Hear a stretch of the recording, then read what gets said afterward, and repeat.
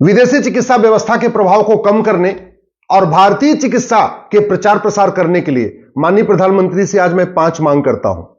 सबसे पहले 1954 में नेहरू जी द्वारा बनाए गए घटिया ड्रग एक्ट को खत्म करिए। यह जो 1954 का ड्रग एक्ट है जिसको नेहरू जी ने बनाया, यह अंग्रेजों के 1940 के ड्रग एक्ट का कॉपी पेस्ट है। 1940 में जो अंग्रेजों ने ड्रग एक्ट बनाया था वो केवल और केवल एलोपैथी का प्रचार प्रसार करने, यानी विदेशी चिकित्सा व्यवस्था का प्रचार प्रसार करने और भारतीय चिकित्सा योग, आयुर्वेद, प्राणायाम, नेचुरोपैथी को खत्म करने के लिए बनाया था।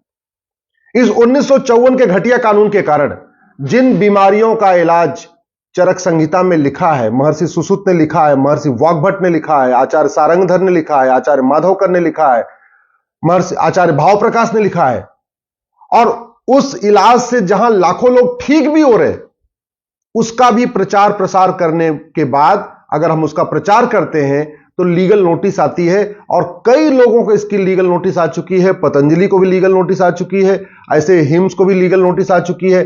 भारत में जो लोग प्राकृतिक चिकित्सा के जरिए, योग के जरिए, प्राणायाम के जरिए, नेचुरोपैथी के जरिए इलाज करते हैं और जब खुल के कहते हैं कि हाँ इसका हम गारंटी के साथ इलाज करते हैं, तो उनको लीगल नोटिस आ जाती है। क्यों?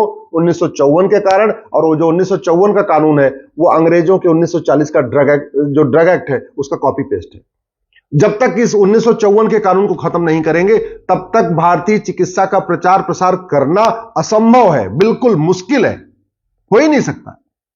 दूसरा, मैं माननीय प्रधानमंत्री से निवेदन करता हूं कि 10वीं तक योग, आहार, प्राकृतिक चिकित्सा, प्राणायाम, नेचुरोपैथी, इसको 10वीं तक के सिलेबस में अनिवार्य करिए। एक सब्जेक्ट योग विज्ञान का होना ही चाहिए।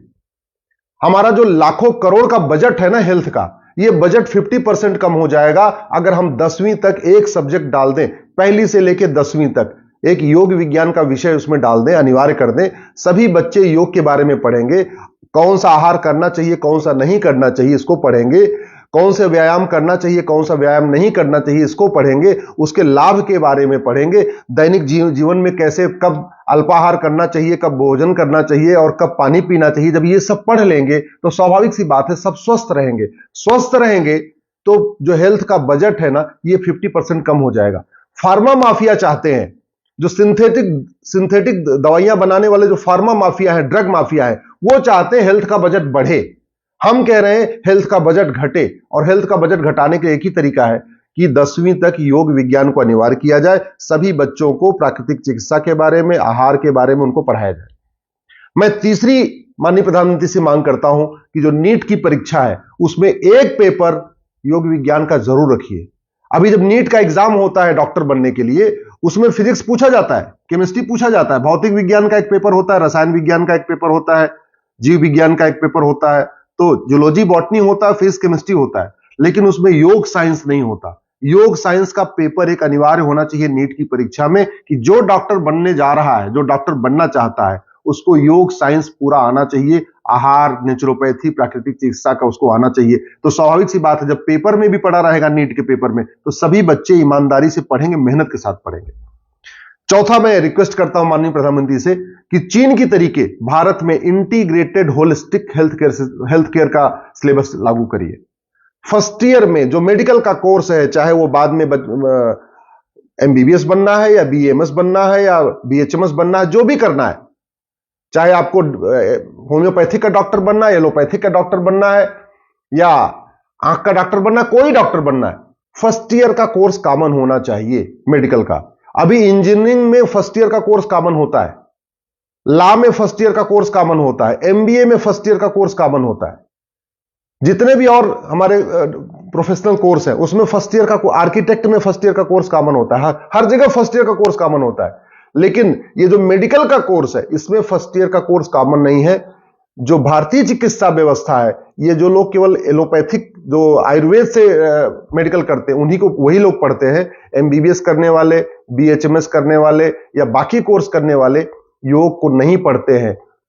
इसलिए मेरा आपसे माननीय प्रधानमंत्री से निवेदन है कि फर्स्ट ईयर में मेडिकल के कोर्स में महर्षि चरक, महर्षि सुश्रुत, महर्षि पतंजलि, महर्षि वाग्भट, आचार्य सारंगधर, आचार्य माधवकर, आचार्य भाव प्रकाश, इन्होंने जो कुछ लिखा हुआ है इसको अनिवार्य रूप से पढ़ाया जाए। चाइना में फर्स्ट ईयर में चाइनीज ट्रेडिशनल मेडिसिन सिस्टम को पढ़ना अनिवार्य होता है, उसका पेपर पास करना अनिवार्य होता है, लेकिन भारत में ऐसी कोई व्यवस्था नहीं है। और नतीजा यह है कि फार्मा कंपनियों ने हमारे पूरे हेल्थ केयर सिस्टम को अपने कब्जे में ले लिया है। और भारतीय चिकित्सा व्यवस्था जो फ्री है, कोई साइड इफेक्ट नहीं है, वो सेकेंडरी बना हुआ है।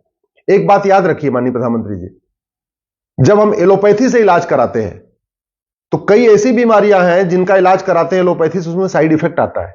यानी एक बीमारी का इलाज कराते हैं, एक बीमारी तो ठीक हो जाती है, लेकिन जो दवाइयों का साइड इफेक्ट है उससे दूसरी बीमारी शुरू हो जाती है।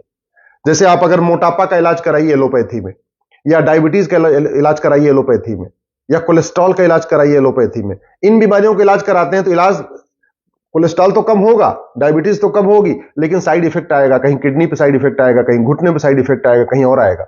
वहीं दूसरी तरफ अगर हम योग प्राणायाम आयुर्वेद के जरिए जब इलाज कराते हैं तो एक बीमारी का इलाज कराते हैं और 2-3 बीमारियां पर बोनस में ठीक हो जाती है, अपने आप ठीक हो जाती है। इसका मैं खुद, मेरे पास अनुभव है।